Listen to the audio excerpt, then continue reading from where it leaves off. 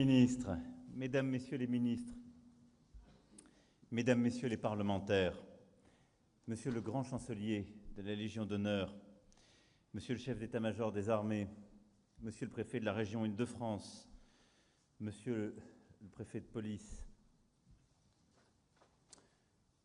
généraux, officiers généraux, Madame la maire de Paris, Monsieur le recteur de la cathédrale de Notre-Dame, Monseigneur, chers ouvriers, artisans, contributeurs du chantier de Notre-Dame de Paris, chers amis.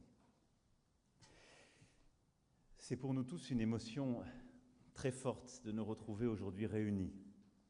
Et vos applaudissements à l'instant ont redit à l'ensemble des récipiendaires la gratitude de la nation. Et nous retrouver aujourd'hui, c'est reconnaître en effet tout ce qui a été fait en un jour si singulier. Chacun a ici en mémoire le 15 avril 2019. Notre-Dame de Paris était en feu. Nous étions plusieurs à craindre le pire. Vous l'avez sauvée, puis nous l'avons rebâtie. En 5 ans, grâce à vous, Notre-Dame de Paris fut reconstruite, rebâtie plus belle encore qu'elle n'était. Oui, il a suffi, ou il a fallu, ces 5 années pour la reconstruire plus belle, plus aimée que jamais, et au fond plus aimée que jamais parce que nous avons cru la perdre, et parce que nous avons sans doute compris à nouveau ce qui fait une grande nation, des rêves fous, des projets qui unissent chacune et chacun, et qui nous ont rappelé ce qu'il y avait derrière ces pierres, derrière cette magnifique cathédrale, derrière ce monument. Tant de savoir-faire et tant d'engagement. Oui, le 15 avril 2019, Notre-Dame de Paris fut attaquée, sauvée, et dès ce jour-là, nous avons commencé à la rebâtir.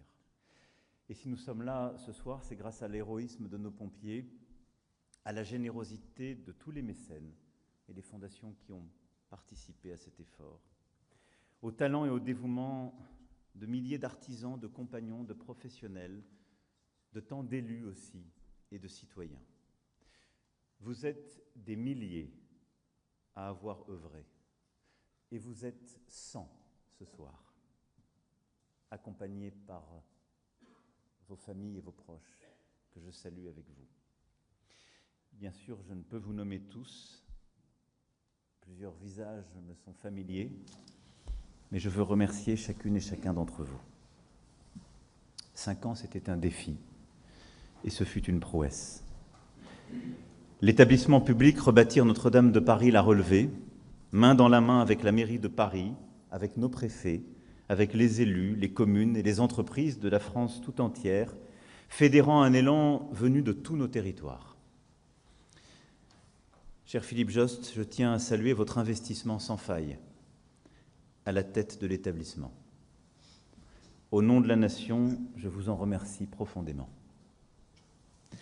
Merci à vous, à vos adjoints, vos équipes, à nos architectes, sous la supervision de Philippe Villeneuve.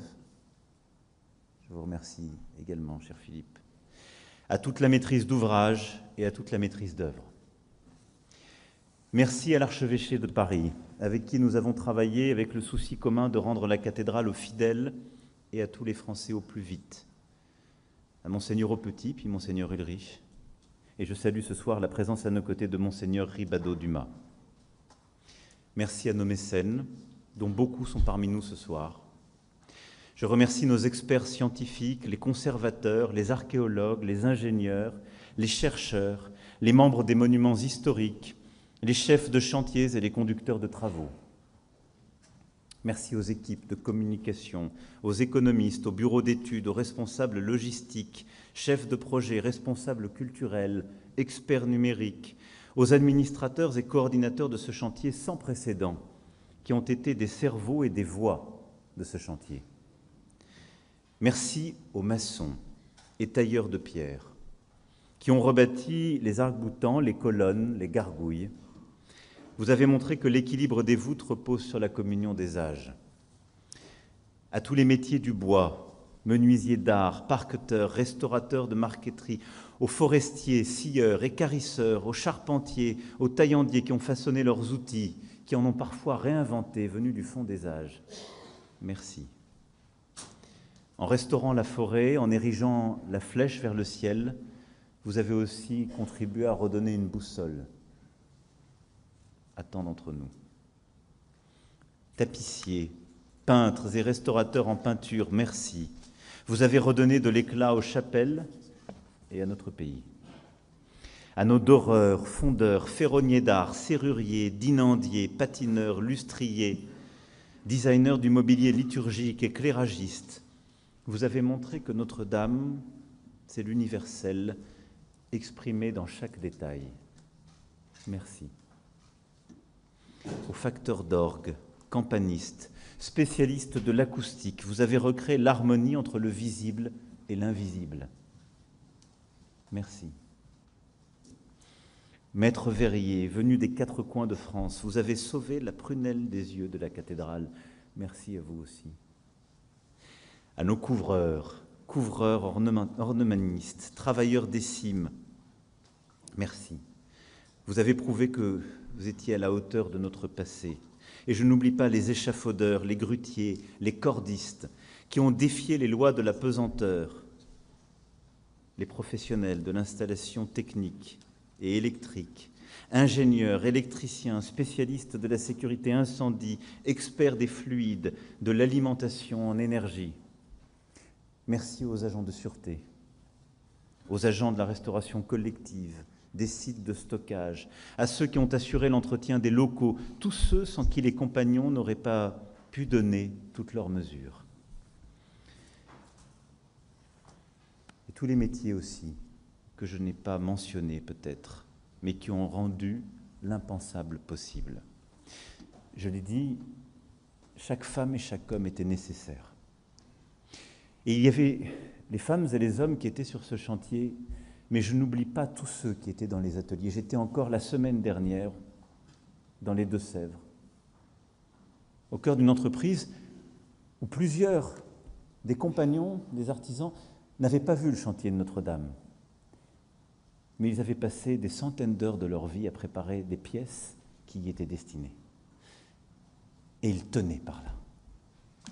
Et je veux remercier aussi tant et tant de membres des services de l'État qui ont aidé à des procédures et à déjouer les complots du plomb ou de telle ou telle autorisation qui aurait pu nous retarder davantage encore.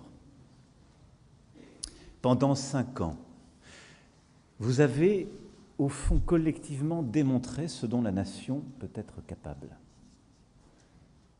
S'unir et, au fond, faire converger tous les efforts vers un même objectif. L'île de la Cité est devenue un microcosme avec sa propre géologie, du calcaire lutétien millénaire, sa propre population, une grande famille de compagnons, et même sa forêt, la seule forêt de cette taille à Paris. Il flottait sur ce chantier exemplaire quelque chose d'unique, une atmosphère à part, un esprit de fraternité entre tous, sous les marronniers du square Jean 23, entre les Algécos, et résonne encore parmi ces derniers la voix inoubliable du général Georgelin. Vous avez participé pendant ces 5 années à la légende des siècles. Votre signature ne restera visible nulle part sur la cathédrale, pas plus que les compagnons du XIIe siècle n'avaient laissé leur nom dans les annales de l'histoire. Mais chacun d'entre eux l'avait fait. Et c'est toute la grandeur de vos métiers. Et c'est pour cela que nous avons voulu que la République vous honore ce soir en vous faisant entrer dans nos premiers ordres nationaux. Votre récompense est plus profonde. Au-delà des honneurs de la République,